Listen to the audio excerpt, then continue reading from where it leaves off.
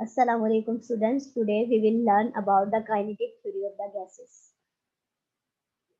First of all, I will describe the kinetic theory. The kinetic theory is so named because it deals with the motion of particles.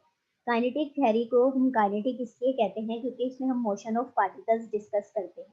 Because the particles are in the constant motion, they possess the kinetic energy which tend to keep the particle well spaced out in any substance. तो particles जो है वो constantly motion में होते हैं, इस वजह से वो काइनेटिक एनर्जी पजेस करते हैं और उन्हीं की वजह से पार्टिकल जो है वो अपने सब्सटेंस के अंदर प्लेसमेंट करते हैं, स्पेसिंग करते हैं.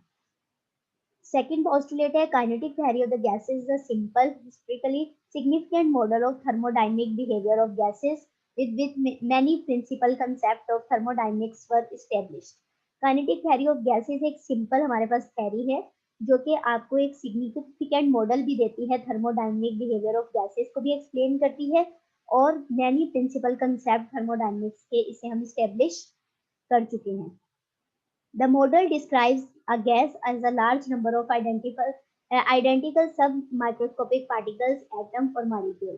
और ये जो मॉडल है काइनेटिक थ्योरी का, ये भी एक्सप्लेन करता है कि जो हमारे पास गैस के पार्टिकल्स हैं वो सब माइक्रोस्कोपिक पार्टिकल से मिलकर बने हैं. गैस के जो मॉलिक्यूल्स हैं, जैसे कि अब आपके पास एटम है और मॉलिक्यूल्स हैं, इन सब के कॉम्बिनेशन से मिलकर बने हैं. All of which are in constant rapid random motion.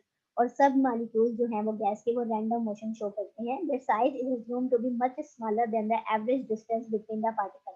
और इसका साइज जो है वो बिल्कुल कम होता है जैसे एवरेज डिस्टेंस हो किसी भी पार्टिकल के between. The particles undergo a random elastic collagen.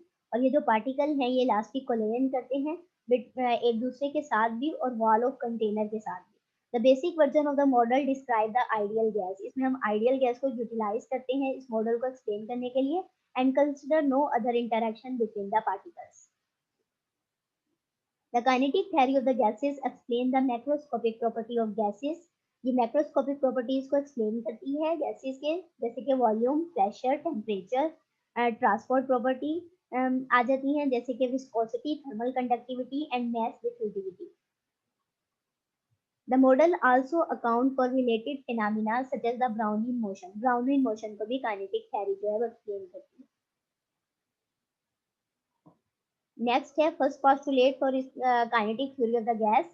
The gaseous state is one in which the molecules are very widely separated from one another but having a negligible volume.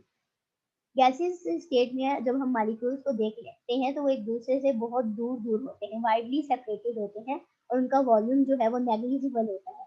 The gases are easy to compress due to the large empty spaces. अब molecules जब दूर दूर होते हैं तो इनमें empty spaces ज्यादा होती हैं, इसलिए हम इन्हें प्रेशर अप्लाई करके इजीली कंप्रेस कर सकते हैं.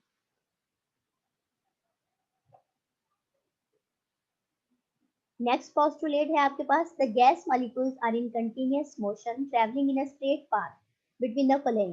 जब ये कोलेन करते हैं अपने मॉलिक्यूल्स के साथ या फिर वॉल ऑफ कंटेनर के साथ, तो उस वक्त जो ये कंटिन्यूअस मोशन में होते हैं in a straight path.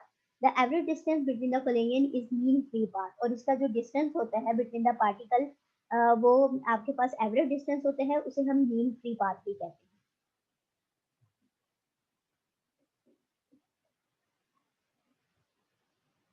Next postulate है the molecules collide with one another and with the wall of container. जैसे कि मैंने आपको पहले भी बताया कि जब मॉलिक्यूल्स कोलाइड करते हैं, कोलेन करते हैं, तो वो एक दूसरे से भी कोलाइड होते हैं और वॉल ऑफ कंटेनर से भी. आप इस एनिमेशन में नोटिस भी कर सकते हैं.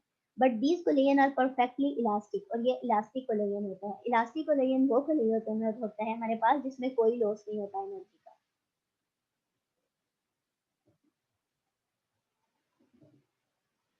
नेक्स्ट पोस्टुलेट है आपके पास gas pressure is the result of the collision of the gas molecule with the wall of container. और फिर इस तरह जब ये वॉल ऑफ कंटेनर के साथ कोलिजन करते हैं तो वहां पर प्रेशर डेवलप हो जाता है जिसे हम गैस प्रेशर कहते हैं.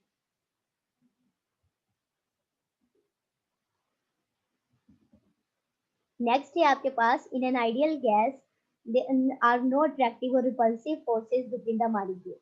इनमें आइडियल गैस अगर हम लें तो उसमें कोई अट्रैक्टिव और रिपल्सिव फोर्सेस नहीं होती मॉलिक्यूल्स के बिटवीन. इस वजह से हर मॉलिक्यूल इंडिपेंडेंटली जो है बिहेव करता है.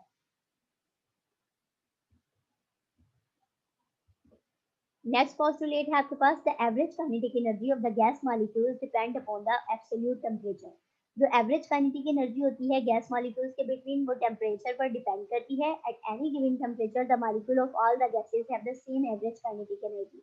अब ये एब्सोल्यूट टेम्परेचर के डायरेक्टली प्रोपोर्शनल होती है, तो जो एब्सोल्यूट टेम्परेचर की वैल्यू होगी वही वैल्यू आपके पास एवरेज काइनेटिक एनर्जी की होगी।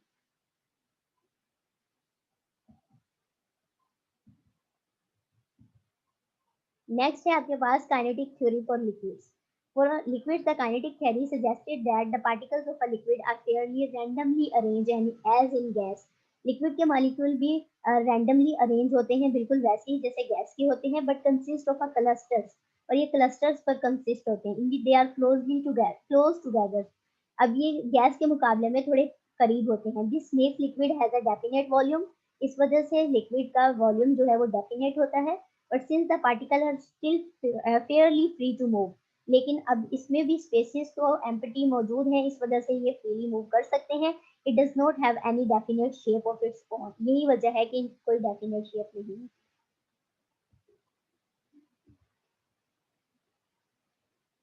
Next है kinetic theory for solids.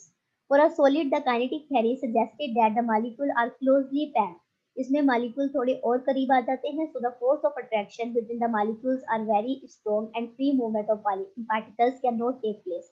अब इसमें force of attraction भी फिर ज्यादा हो जाती है और free movement जो है particle की नहीं present होती। Thus in the solid the particles are arranged in a fixed pattern, और जब ये freely move नहीं कर पाते तो सॉलिड के जो पार्टिकल्स हैं वो फिक्स पैटर्न में अरेंज हो जाते हैं और लैटिस बनाते हैं।